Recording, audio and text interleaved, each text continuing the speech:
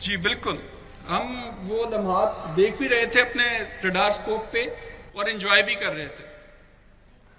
Indian air force में उस वक्त जो पैनिक और जो फॉग ऑफ वॉर थी, our action which was so swift and which was so comprehensive that they thought that हमने उनके एयर बेसिस पर हमला कर दिया है।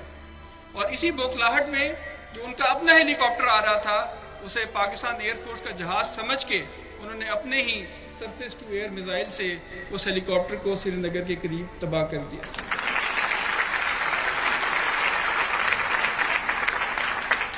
खुदा की कसम, अगर डिसिप्लिन, रूल्स ऑफ एंगेजमेंट और प्रोफेशनलिज्म हमें ना पढ़ाया होता, हमें ना सिखाया होता, उस दिन 2 क्लियरेंसेस गई और 2 जहाज शूट हुए। अगर हमें इजाजत मिलती तो 9 क्लियरेंसेस जाती और रिजल्ट इंशाल्लाह 9 जहाजों का होता।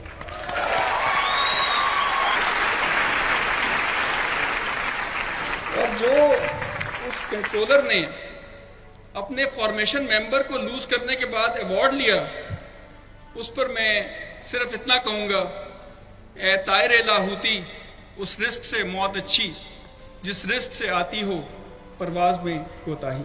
सर, यहीं पे एक सवाल आता है कि वहां पे प्रोपेगेंडा किया गया कि जो उनका तैयारा गिराया गया है वो हमारे एक F-16 ने गिराया है। तो सर ये बताइएगा कि ये F-16 था, JF-17 था, मिराज था, ये क्या था? अच्छा तो नहीं लगता, लेकिन किसी को जर्ब पड़े वो मेरे बाएं हाथ से पड़े या दाएं हाथ से, उससे क्या फर्क पड़ता है?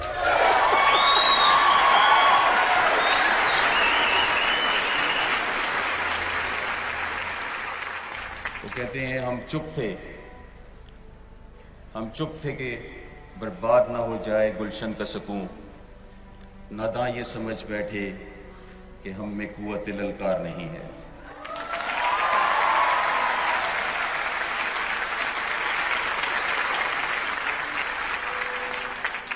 एक और झूठ जो उनका था, उन्होंने पाकिस्तान का एक जहाज अभिनंदन ने गिराया, जिसके लिए उसको शायद तमगा दिया या शायद किसी और चीज के लिए दिया, मुझे नहीं पता। मिसाइल इस वक्त हमने अपने पास रखे हुए हैं, कोई इंडिपेंडेंट एनालिस्ट इसको आके देखना चाहे तो they are available with us.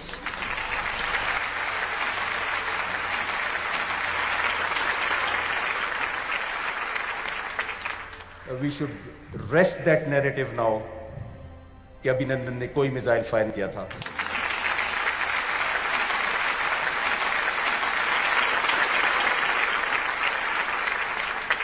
Sir, कि जब आपको अटैक का ऑर्डर मिला और जब तक आप दुश्मन पर हमला आवर नहीं हुए, उस दरमियानी टाइम में आपके जहन में क्या चल रहा था, आपके क्या एहसासात थे, क्या जज्बात थे? हमने मिशन की ब्रीफिंग की और इन डेप्थ एनालिसिस किया।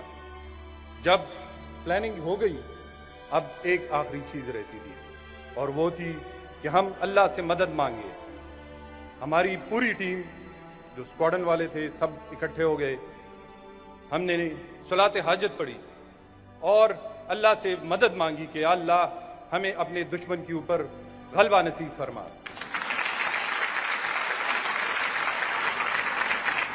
और फिर आप लोगों ने 27 तारीख को देखा कि किस तरह हमने दुश्मन के ऊपर हमला किया। ना सिर्फ हमला किया कि अल्लाह ताला ने हमें उसके बदले 2 ट्रॉफियां भी हमें नसीब फरमाई, SU-30 और MiG-21 की शक्ल में। हसन सिद्दीकी का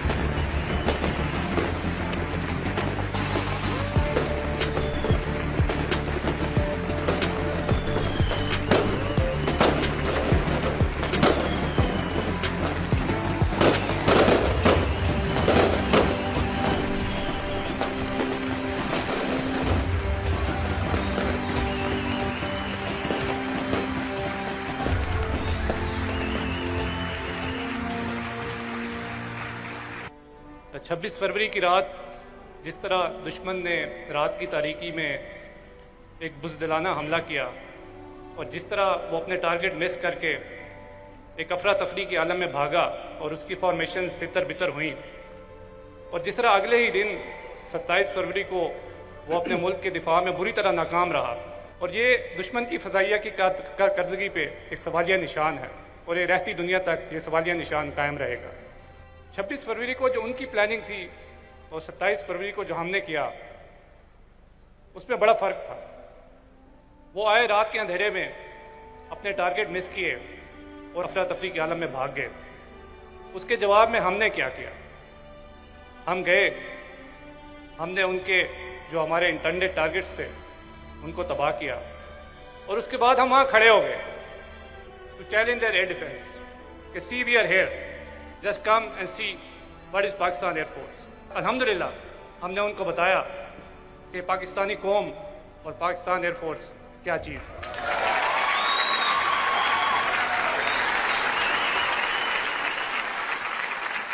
और आप यकीन करें कि उस वक़्त जो मेरी फॉर्मेशन थी और जिस तरह मेरे शाहीन मेरे साथ थे, तो उस वक़्त हवा में मेरे जहन में इकबाल का वो शेर गूंज रहा था कि झपटना पलटना, पलट कर झपटना, लहू गर्म रखने का है एक बहाना।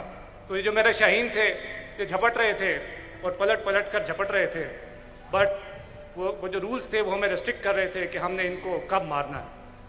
तो जैसे ही उनकी एक फॉर्मेशन ने LOC को हमारी तरफ क्रॉस किया, तो आप यकीन करें कि उस जहाज़ के LOC क्रॉस करने में और मेरा मिसाइल जहाज़ से निकलने में एक लम्हे की भी देर नहीं थी। I can recall one of the legendary MM Alam साहब's interview on a similar question he said कि ये जज्बात, एहसासात, एक्साइटमेंट किसी भी फाइटर पायलट के उस वक्त पीछे रह जाते हैं जब वो महाज में एंटर होता है। तो the same were the feeling of mind the moment I entered the fight, ये एक्साइटमेंट, सेंटिमेंट्स, जज्बात, they were way back.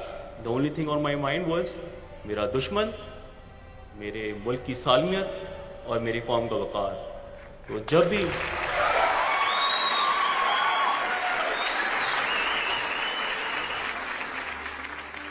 भी कोई दुश्मन मेरे मुल्क की सालमियत या कौम के वक़ार की तरफ देखेगा तो उसका वही हाल होगा जो उस दिन उन दो जहाज़ों के साथ हुआ।